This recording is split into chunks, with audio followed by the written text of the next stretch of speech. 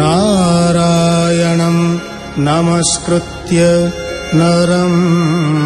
चैव नरोत्तमं देवीं सरस्वतीं व्यासं ततो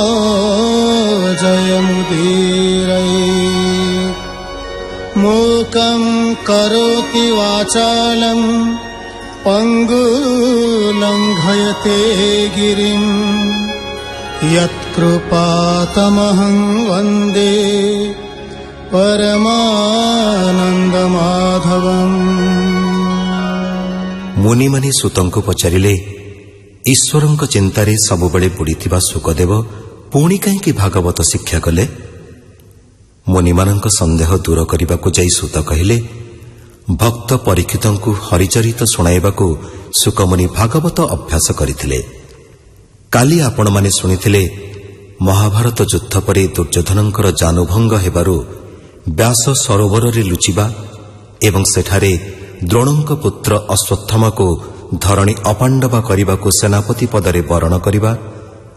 ଅଶ୍ୱତ୍ଥାମା ବ୍ରହ୍ମସର ପେଶି ଦ୍ରୌପଦୀଙ୍କ ପଞ୍ଚପୁତ୍ରକୁ ହତ୍ୟା କରିବା କଥା। ଅର୍ଜୁନ ଅଶ୍ୱତ୍ଥାମାଙ୍କୁ ଧରିବାକୁ ଗୋଡ଼ାଇବାରୁ ଅଶ୍ୱତ୍ଥାମା ଅର୍ଜୁନଙ୍କ ଉପରକୁ ବ୍ରହ୍ମଶିରା ଅସ୍ତ୍ର ପେଶିଲେ। ସେହି ଅସ୍ତ୍ର ତେଜରେ ଭୟ ପାଇ ଅର୍ଜୁନ କୃଷ୍ଣଙ୍କୁ ରକ୍ଷା କରିବାକୁ ପ୍ରାର୍ଥନା କରିବାରୁ କୃଷ୍ଣ କହିଲେ,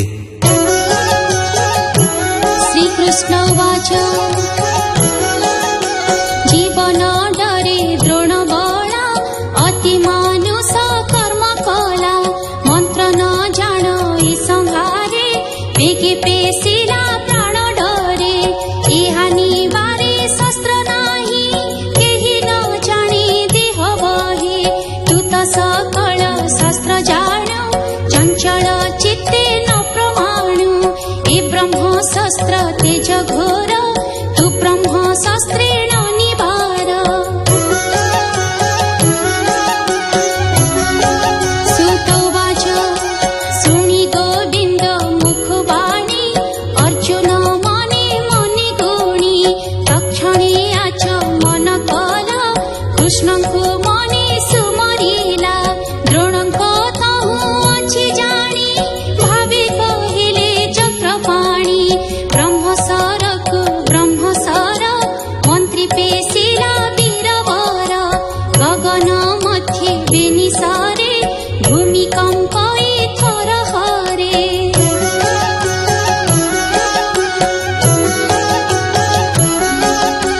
ଅର୍କ ନଳ ପ୍ରାୟ ଦିଶି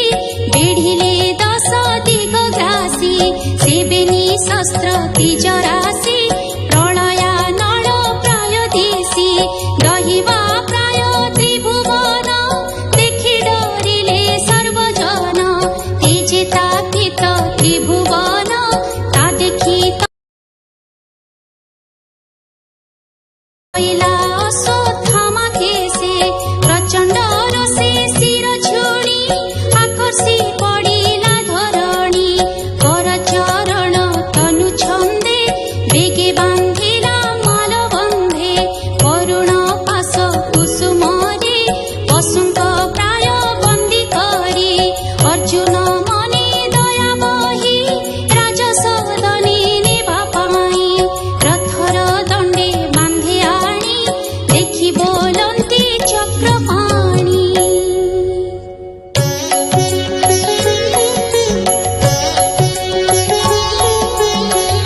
ଏ ବ୍ରହ୍ମ ବନ୍ଧୁ ବଶଦ୍ରୋହୀ ଏହାକୁ ଦଣ୍ଡେ ନ ତୋଇ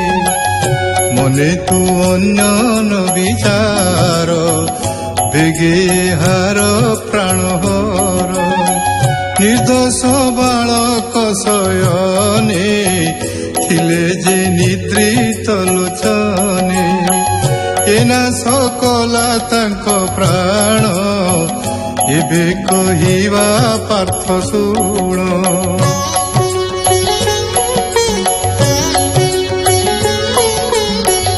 ମତ୍ତ ପ୍ରମତ୍ତ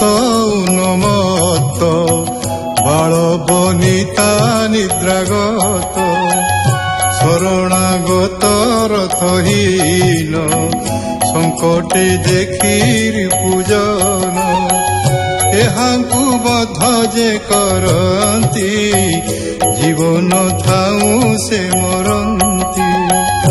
ପର ଜୀବନ ମାରି ଆଣି ଆତ୍ମାକୁ ପୋଷନ୍ତି ଯେ ପ୍ରାଣୀ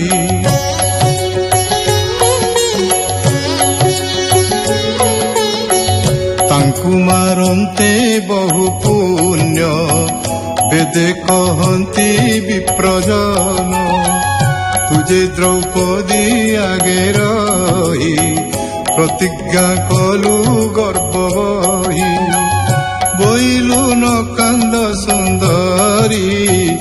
ତୋରରି ପୁକୁ ମୁହିଁ ଧରି ତାହାର ଶିର କାଟି ବେଗେ ସ୍ଥାପିବି ତୋର ପାଦ ଯୁଗେ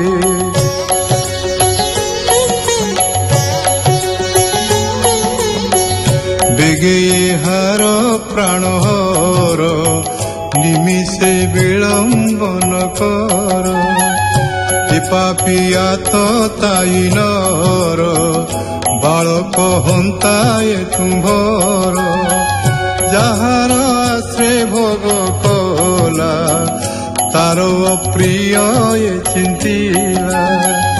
ଏଣୁ ଏ କୂଳ ପାଂଶୁ ପଣେ ନିତ୍ୟ ବଞ୍ଚଇ ଘୋରବନେ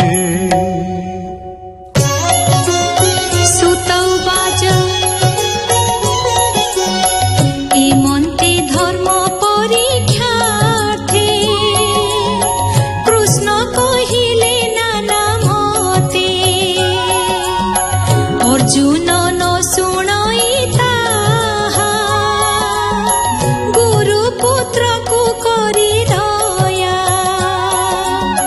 যদ্যপি অটে পুত্র দ্রোহী তথাপি বোধে ইচ্ছা নাহি তক্ষণে উঠি বীর পার্থ বন্ধন করি গুরু সুত দ্রৌপদী আগে নেই দেলা তোরি পু সম্ভাল বইলা নিন্দিত কর্মীহীন হই বন্ধন পশু পাশে দেহি দ্রৌপদী তার রূপ চাহি তক্ষণে চিত্তে দয়া বহি পুত্রঙ্ক রিপুয়ে নিয়ত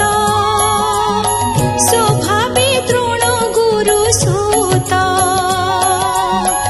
অন্তরে নমস্কার কলা অর্জুন মুখকু চাহিলা ବୋଲଇବେନି କର ଯୋଡ଼ି ବନ୍ଧନ ଦିଅ ବେଗେ ଫେଡ଼ି ସ୍ୱଭାବେ ବିପ୍ର ଗୁରୁଜନ ବିଶେଷେ ଦ୍ରୋଣଙ୍କ ନନ୍ଦନ ସକଳ ଅସ୍ତ୍ର ଶସ୍ତ୍ର କଳା ଯେ ଗୁରୁ ପଣେ ଶିଖାଇଲା ସେହିଟି ପୁତ୍ର ରୂପେ ଜାତ ଆତ୍ମାରୁ ଆପଣେ ସମ୍ଭୂତ ତୁମ୍ଭେ ଧର୍ମଜ୍ଞ ମହାଭାଗ ଏ ନୁହେଁ ତୁମ୍ଭ ଦଣ୍ଡ ଯୋଗ୍ୟ ଏହାର ଗୌତମୀ ମାତା ସୁପୁଣ୍ୟବତୀ ପତିବ୍ରତା ରୋଦନ ନ କରୁ ସେ ଶୋକେ ମୋହର ପ୍ରାୟ ପୁତ୍ର ଦୁଃଖେ